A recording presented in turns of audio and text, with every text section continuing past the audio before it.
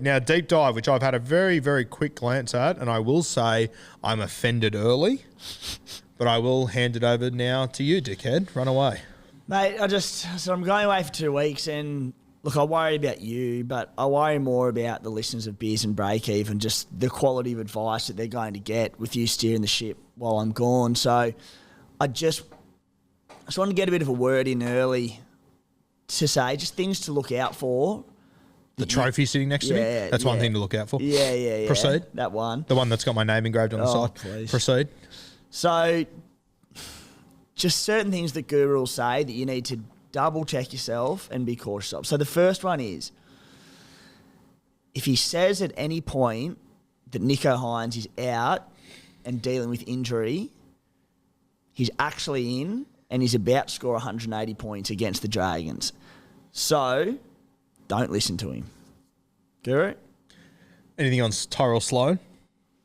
Number 2, if Guru comes out and says that there's a young Dragons fullback who looks the good, has a big future ahead of him, and he's a good buy this week named Tyrell Sloan, he's not, because he will come out and have a 3-round average of 20 points. Shout out to those who came here for Tim's deep dive this week. Hope you enjoyed that. You fucker. Number 3, if he drops this kid could be anything in reference to a Harold Matts, an under-16s player, Dynasty League players out there, they're the ones who, you black book people, you get them in for the long game, your trades carry over, and your teams carry over to the next season. Black book them, trade them in, and get them because they will come out and average 100 in their first season in the NRL. The only part where Guru pays for himself. I mentioned it before. Number 4. I needed that. Number 4. I had to say something nice about you, mate. Number 4, and most importantly, if the Guru at any point tries to make any decisions on his own, please remind him that I'm only a text message away. My phone will be on at all times. You don't need to do this by yourself, mate. I'll stay available to you, so please don't make any Supercoach decisions by yourself. I will say this. If I could have picked any of the 27 weeks you weren't going to be here for, around 19 when I'm already short on players, probably wouldn't have been, when I've got heaps of trades up my sleeve too, probably wouldn't have been the best week for you to disappear. So this week and next week going to be very, very interesting. Obviously brought in Nick Meaney, who also doesn't play round 19 for those playing at home. Another reason why it was a great trade in. It's going to be interesting. I can't wait to come back in 2 weeks and just reassess every trade you make, every captain, every sit v start, and what your rank is, and just, mate, you might not need me. I'd be highly surprised, but maybe start charging up the ladder and we discover that you are the secret to this show. Yeah, well, the trophy and what's engraved on it would indicate so.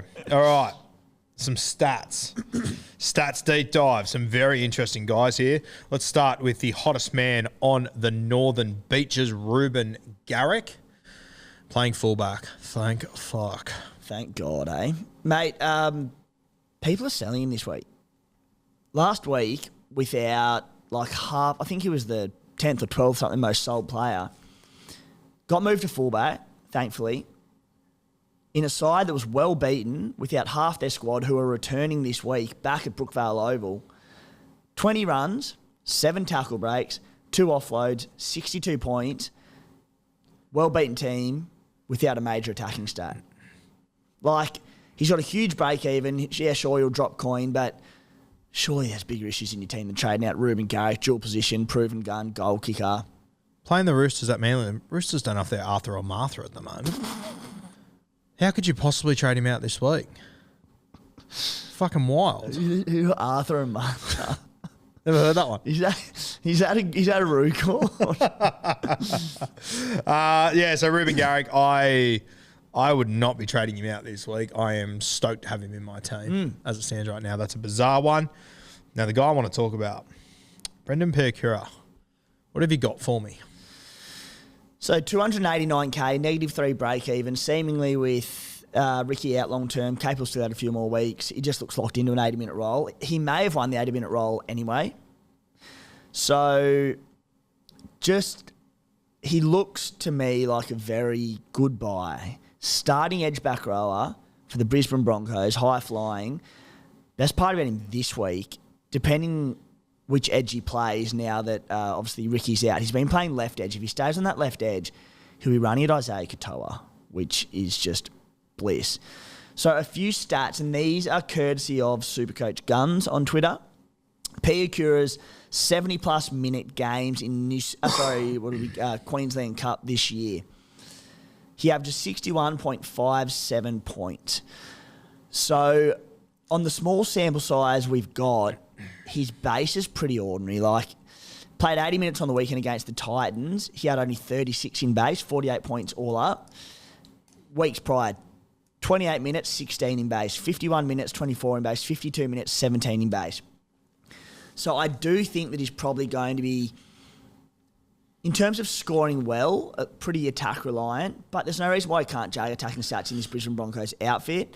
That being said, yeah, just don't expect the world of him, but at the price and with job security, it looks pretty safe to me. From the way that Gerard was talking about at the start of the year, I'm going to back him to get some attacking stats here and there. That's the other thing that I'm heavily backing in. It might be those sort of, probably not as bad, and again, it's only smaller sample size, but like Nanai type vibes, where might rely on tries, line mates and that. But as I said, on everything we've heard, the sample size we've seen him, he looks good. He looks really good. Yeah. So there's no reason why they can't come. The only thing about him is that obviously doesn't play round 19. Doesn't play in 19. Yeah. And just to keep in mind. Yeah, yeah. And Brisbane also have another bye later on in the season. But look, you're not bringing a gun that you lose for 2 weeks. You're bringing a cheapie to make your cash and can be a solid play when required for you. Yeah, and it's obviously a very good opportunity to free up a bit of cash off other guys and whatnot. So I like the play. All right, our next one is Big Red.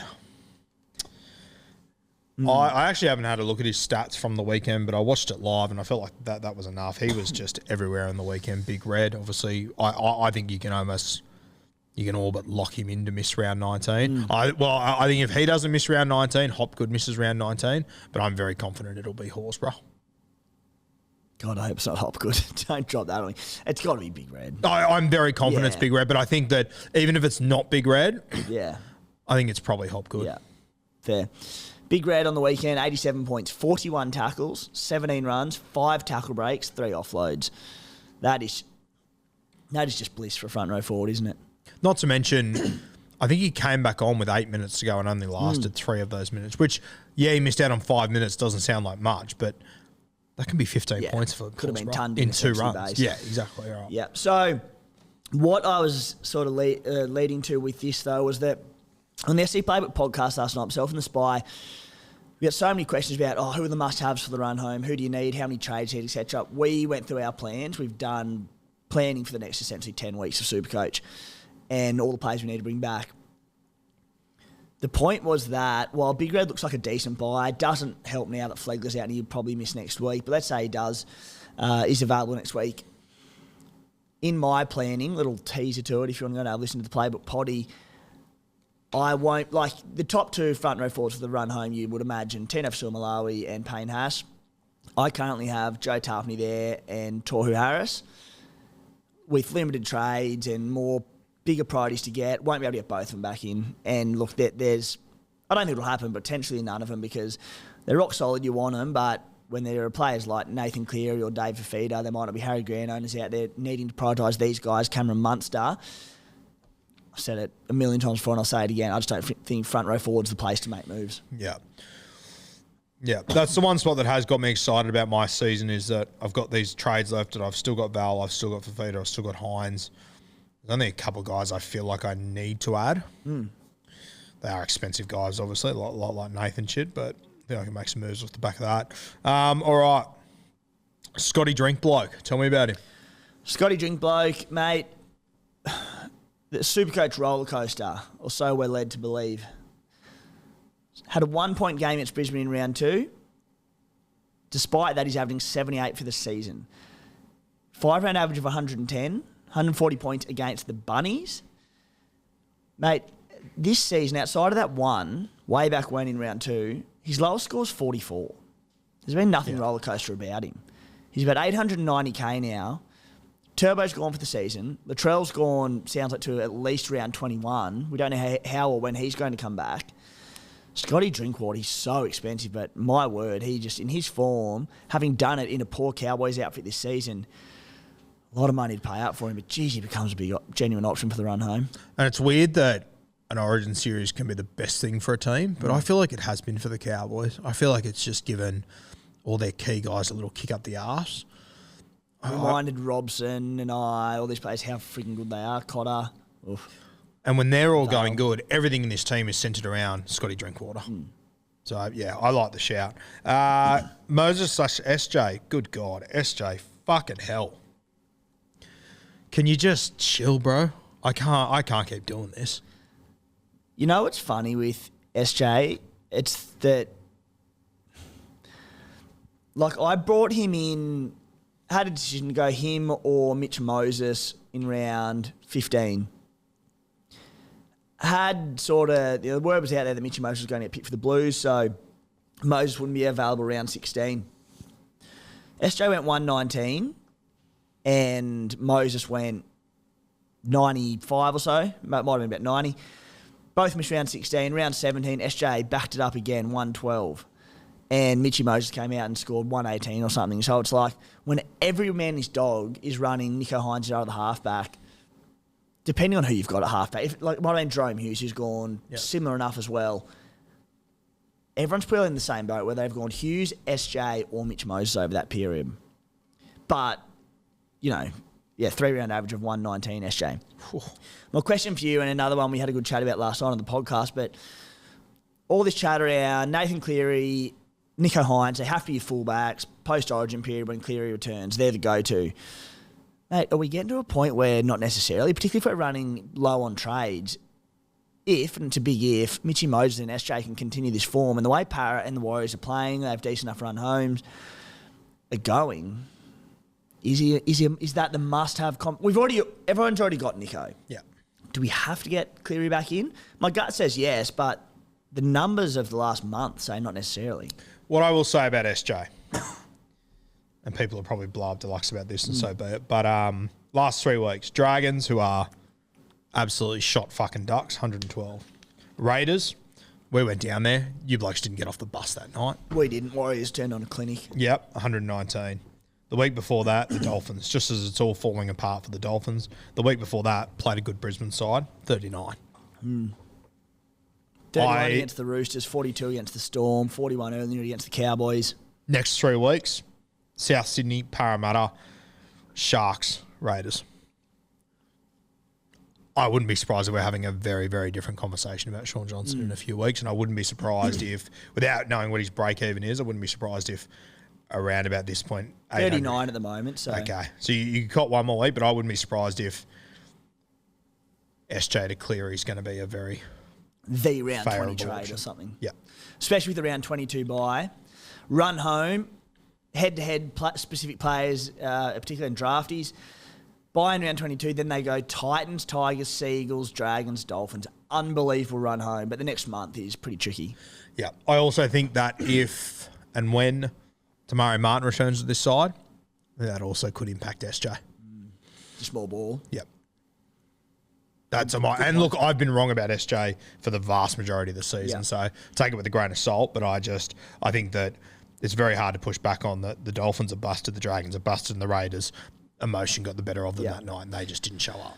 And the beauty of it is with Moses and SJ, we get a few more weeks to look at them before even considering the move to Cleary, but like even Moses to Cleary around 2021 whenever he's back, still looks like it'll be the play, but just food for thought. Jeez, hasn't Moses been impressive last few weeks? 150, then he had that 17, and fuck me, didn't everyone go in on Moses that week? Yeah. That played out well for you. 130, 95, 89, 118 since then. Massive numbers. Huge numbers. And Para us sizzling. Yeah. Yeah. Very fucking impressive. Tell you what, if we, again, Mitchy's got a low one in him from time to time, but if Mitchy keeps this going, and SJ for that matter, it's going to be a tough trade to go to Cleary when the time comes. Yeah, I'll tell you what. I wish I was making that decision about what do I do with Moses or SJ instead of what do I do with Phoenix motherfucking Crosslands. That's wonderful. Breaking my heart every single week.